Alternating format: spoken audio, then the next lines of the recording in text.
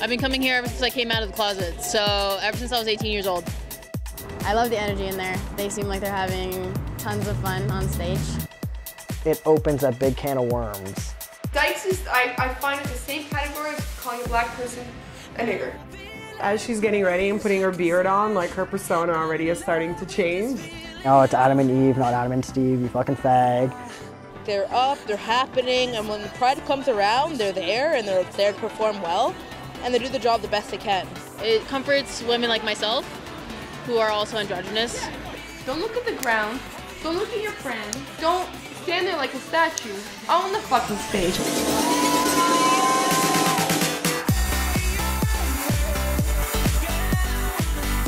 My name is Keelan Stam / Kenny. I work as a dog groomer. I run my own business, and I also am a drag king. Tyler Austin's my full name, and then AKA Tyler Uptight. Everybody always asks me why the uptight. It's because I'm so not uptight. I'm a tattoo artist. I make the world a colorful place. I'm kind of a therapist to everybody else's life. I lived in Calgary until I was 9, and then me and my mom moved here, so for 9 years I was in Calgary, so it was slow, you know what I mean? I was a kid. Loved it because I liked outdoors and camping and cottaging and all that and fishing. And then when I moved to Toronto, it was just so much faster. I've never been to like such a big city and everything's so different. Kids are a lot meaner in Toronto, just FYI for sure. I was brought up in Kincardine, Ontario. I went, it was in grade school in Lucknow. Also a very small ass town. There's literally, in my high school there was under 100 people. It was a private school that I went to. It was a Christian school. Don't laugh, but this is going back when I was playing t-ball. This girl on our team, her name was, I can't remember because it's so far back, but if you can see inside my brain what she looked like, yum yum. Anyways, that's what I knew I was gay. Yeah, I came out to my mom that I liked girls when I was 14, and I literally was like, oh, Mom, I like girls, but I don't like being one. And then 15, I handed her a book called Transforming Families, and it's literally all positive stories of people who transitioned, whether it's friends, family, coworkers, whatnot. And I handed her, and I was like, Mom, I'm a boy. That's what's wrong with me at 15. By 16, I started hormones. By 17, I already had a chest surgery, and by 18, I had a full hysterectomy. So I'm very different from other drag kings. I'm more of a male entertainer now than a lesbian dressing up in drag or a girl just dressing up in drag. I still consider myself a drag king in the sense that I once was a girl and I am now a boy. Although I don't have to put my facial hair on, I still have to do, and I don't have to bind, I still, you know, wear a packer and accentuate certain features on my face. My whole family is super cool. You'll see my mom out on Wednesdays sometimes getting drunk with me, or at cruise, or if I'm at other shows, she'll come and be my designated drunk driver. I have a twin. My twin came out before I did. So when you have someone else in your family come out before you do, it's quite a little bit harder to tell your parents because they're like, oh fuck, I already have one gay kid. What could be worse? What, having two? Like that runs through your mind. I didn't come out. My mom called me out. Yeah, I'm Jerry Stam. I'm the adoptive mother of 3 children. Kaylina happens to be what we consider our youngest, even though she has a twin. As far as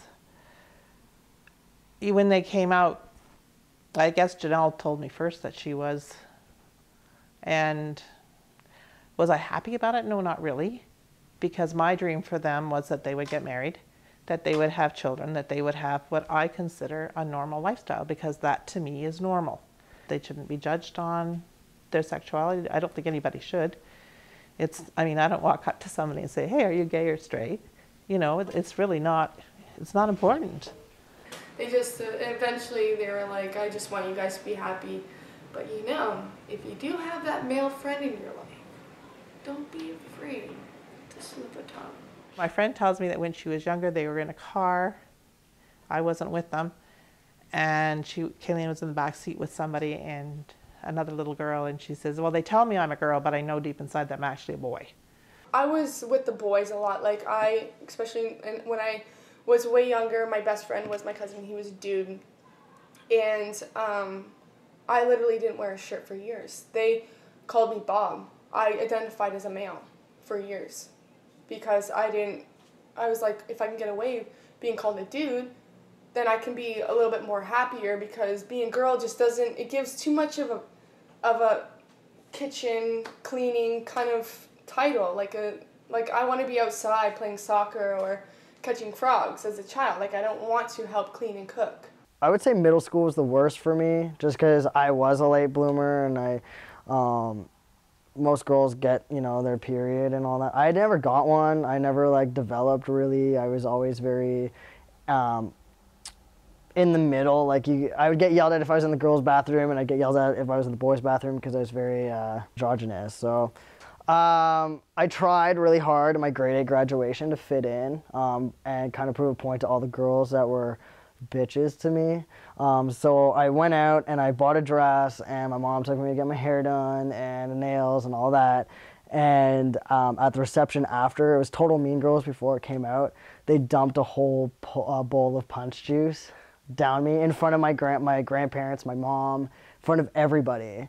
That was like the end of like me ever trying.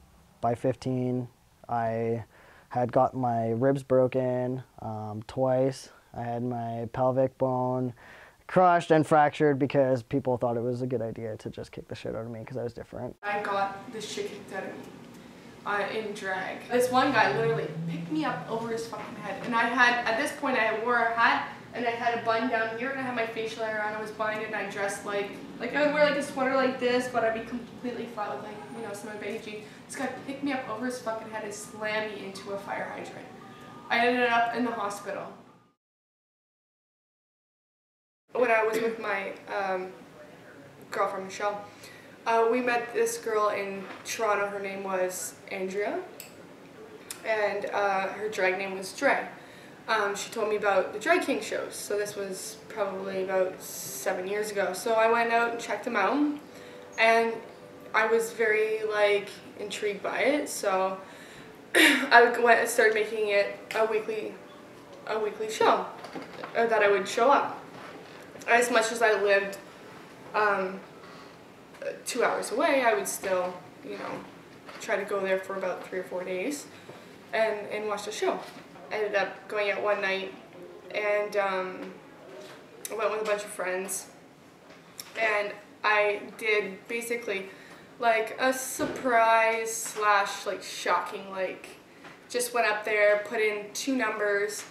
And they asked me, they're like, what do you want your stage name to be? And I looked around, I was like, what the fuck do I choose? And my friend Kenny was sitting there, and I was like, make it Kenny. So they ended up making it Kenny. I'm Kenny, you know? So I did my first 2 numbers, or one or 2 numbers as a guest spot back then at Cruise and Tangos in the Zone. And then it just grew on me. I started coming every week, and I literally had like long hair that came down to here. I binded with tape, like literally like clear box tape.